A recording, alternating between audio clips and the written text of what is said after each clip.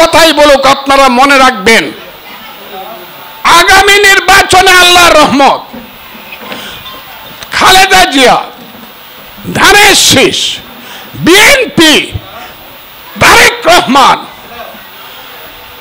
সেই ধানের শীষ মার্কাকে যত চক্রান্ত করুক সবাই মিলেও পরাজিত করা যাবে না। এই দেশে 300 পার্লামেন্ট সিট আল্লাহর রহমত। আমি সন্ধ্যাবেলায় আল্লাহকে হাজির নাজির জেনে তার রহমতের উপরে ভরসা করে বলে যাচ্ছি, শতকরা 80টা সিট পাবে বিএনপি। 80-এ 3 দিয়ে পূরণ করলে যত হয় তত সিট, তত পার্লামেন্ট সিট বিএনপি পাবে আল্লাহর রহমত। আমি আল্লাহর উপরে তাওয়াক্কুল করে বলে গেলাম এবং সেই রাজনীতি চলবে। আমি আপনাদের পাশে আছি।